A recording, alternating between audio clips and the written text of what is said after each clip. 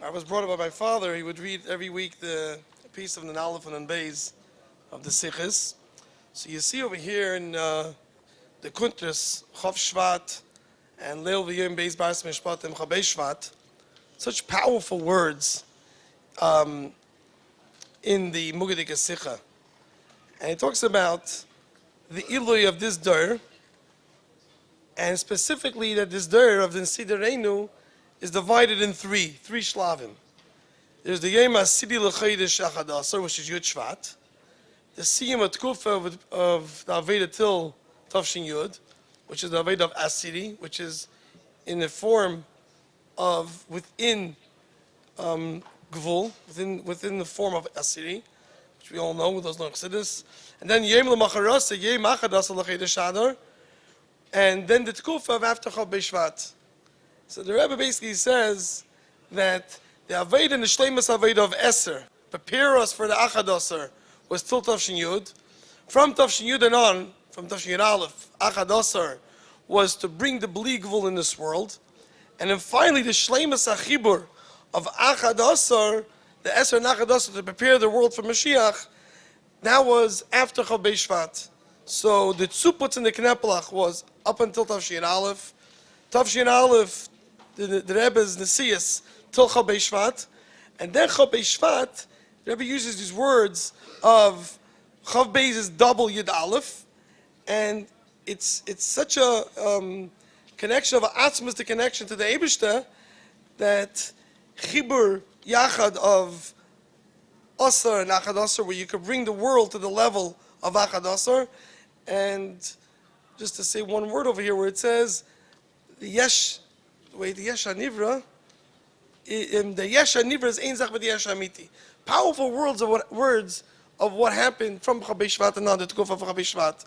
So I'm going to share with you, as a Bacher, that's usually when the Bacher asks me if I bring with them is the years that I remember and that we lived as Bacherim.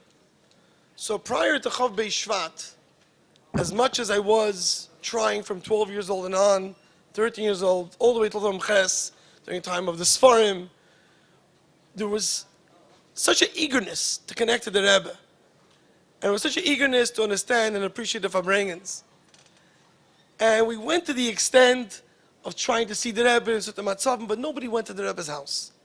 We didn't go. We knew after the Sfarim that Yudel was talking to the Rebbe in the car. I remember when I used to go behind the Rebbe, but the Rebbe went to the Sdorim to visit all the Sdorim. So as soon as we came to Brooklyn, I remember Binyamin stopping everybody, Doug Gateman-ished. Everyone leaves the Rebbe alone from Brooklyn and President and on. It was off limits.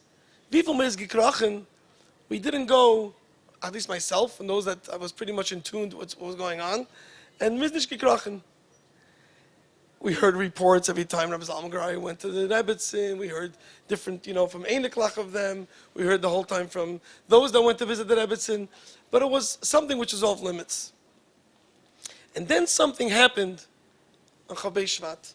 So first of all, as a Bacher then, the Charad Gedela, to even fathom such a concept that the Rebbe should go through and the Rebbetzin Chas V'Shalom should be a ptira.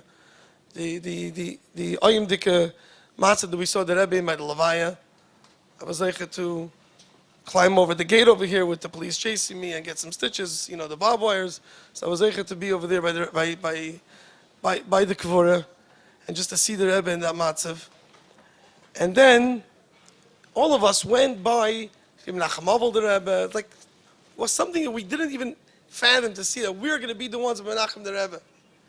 But there was a concept on that day of Chof Beis Shevat of the Rebbe, even though the Rebbe went to the house, and many of the Bachrim felt over the months and the weeks and months that went after that the Rebbe secluded himself, the Rebbe was in the house, there was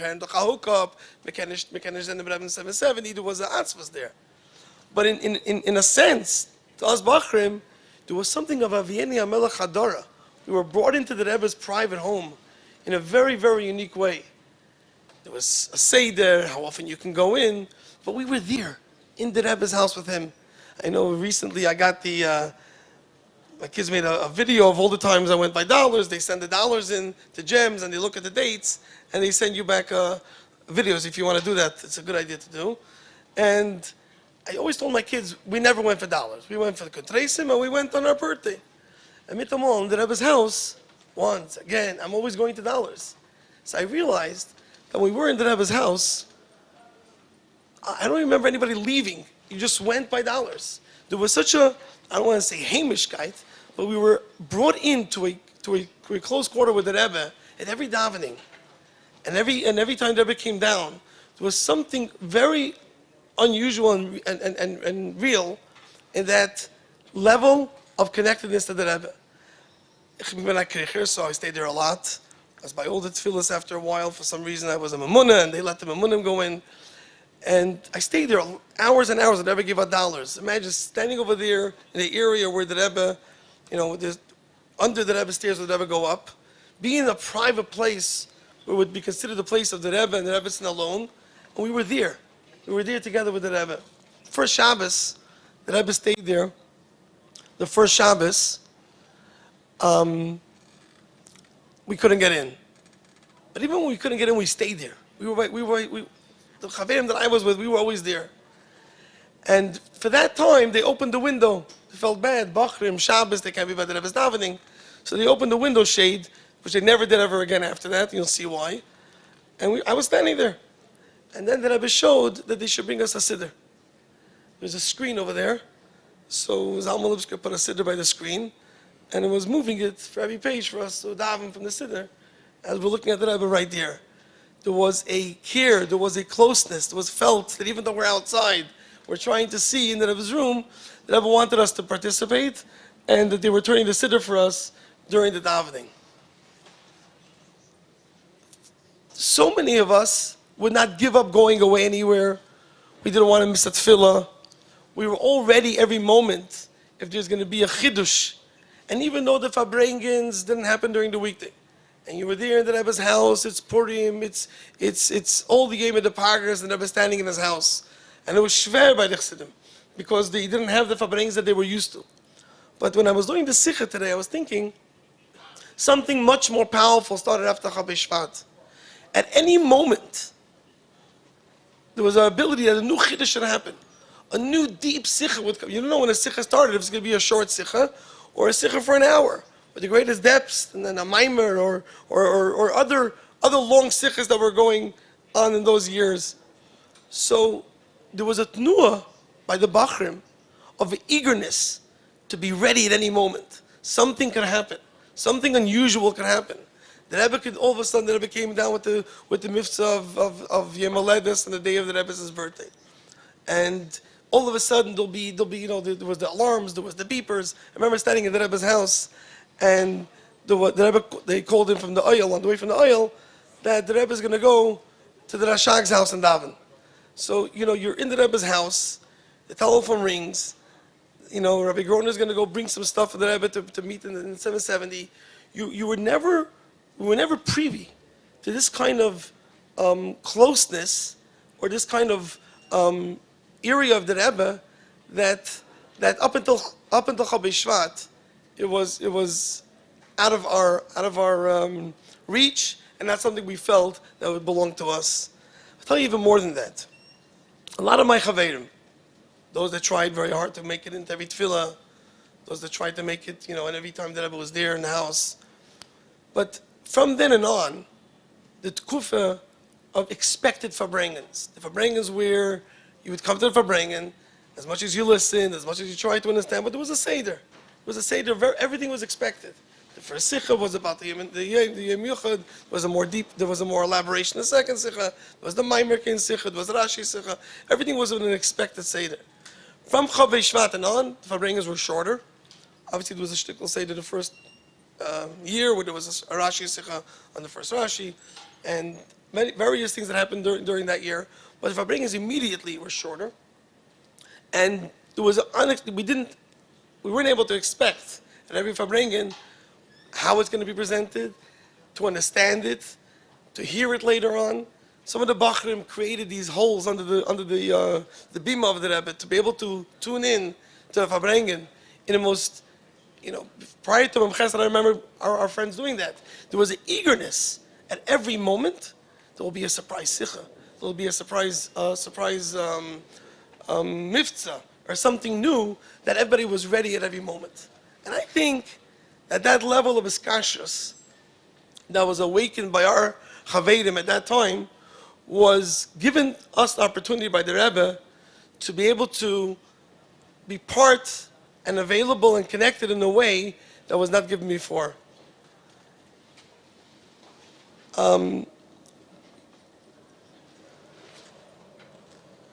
Since the Rebbe was in his house the first year, we know that Chodesh Elul, right before Tishrei, and then Cheshvan, the Rebbe came 770, then went back home. After that, the Rebbe came to 770, and the Rebbe stayed in 770. Bachrim would stay and listen in. Bachrim would be watching there every night. There was something which, if the Rebbe wanted something, he came out and spoke to the Bachrim that were there. There was something that the Bachrim were able to hear, the storm of the Rebbe. Again, this is something that the Rebbe went home by night. There was something that was untouchable, and we were brought in that sense. And if it wasn't me, but it was another Bacher, was people that were able to convey to us something that's going on by the Rebbe at this moment.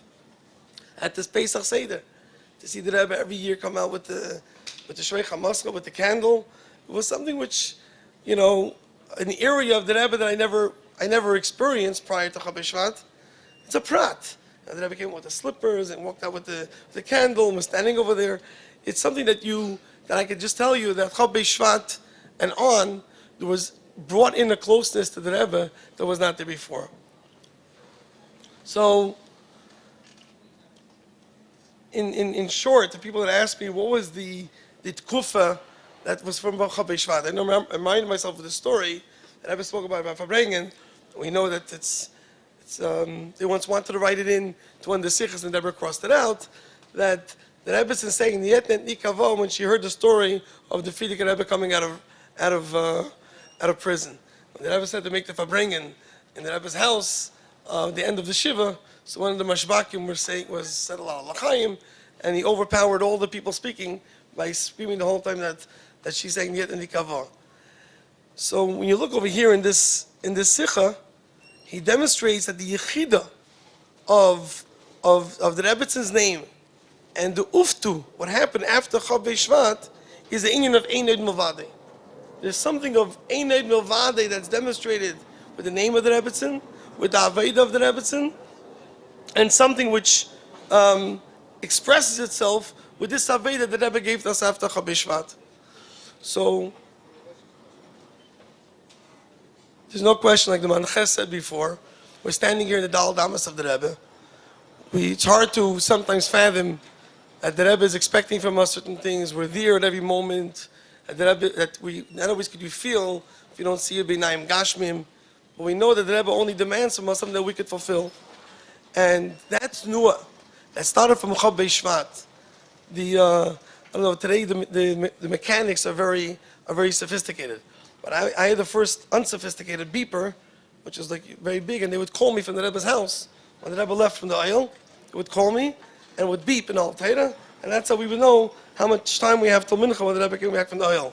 So the beginning of the awakening is that any moment something could beep, any moment something can happen. There could be a gilui that we're into Hachin Kulchem. This is something that happened after Chof Beis Shevat. Just another little. I remember once that I came back from the Ohel very early, and I got a phone call because somebody was in Leibel's house and knew that I would appreciate that phone call, and it was Mamash a Minyan. There was Gansberg across the street. They ran to Nagel's house to call him, and there was a Minyan with Tzumtzum after the Ohel.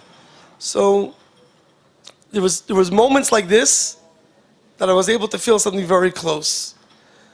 I know my Zaydi used to go every year in Yechidus, so in that year, when the Rebbe was in the house, the Rebbe had the Yechidus and the table, which is next to the kitchen where Groner would sit the whole time. And the Rebbe was standing on one side and my Zaydi was standing on the other side. And he said he felt uncomfortable being Matriach the Rebbe because it was not in a very comfortable place for the Rebbe, so he made it a shorter Yechidus. So that place over there, that's where the Mechiras Chametz was. Besides some very few people that had Yechidus upstairs, and the Rebbe Butman had it after I think it was about making the Siyumei Rambam book, and it's a very, very seldom. But that was the people that were brought in the Rebbe's house. It was something unusual that was felt Rabbi Pekarsky coming from Mechiras Chametz, other people that would see the Rebbe on that floor would just close the door, and whoever was there was able to see.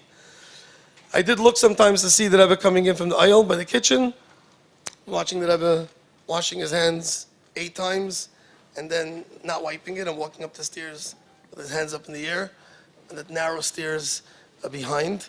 We saw Serifas Chametz over there, of course, and various moments that we all cherish. I know when the Rebbe went to the Ohel, some of us would stand in the corner where the Rebbe would daven, so you could see upstairs. And the Rebbe had 2 rooms over there. One room where the Rebbe put the kapata, and then the Rebbe would walk without the kapata to the other room and change back. This is all till Tafshanun when the Rebbe was wearing the zaydus only for the Ohel, and then replaced it. So, doing a Kiddush Levana in the Rebbe's driveway, standing for hours inside the Rebbe's house, being Purim and celebrating it with the Rebbe right there, a few dal damas away from him, in us Bachrim, it transformed that terrible atzvus, and that terrible moment of Chof Beis Shevat. And the Rebbe lifted us up from there and on and gave us the opportunity to develop that level of readiness and discussions to the Rebbe that Achayit and Leibel, of course, to all of us to translate, is that we could reach this level, this new tkufa that started after Chof Beis Shevat in a way that will bring the fulfillment of Chof Beis Shevat, which the Rebbe says in the Sikha, with the double Achadasar, which is the actual coming of Mashiach, in Mehedav Yamein Amen.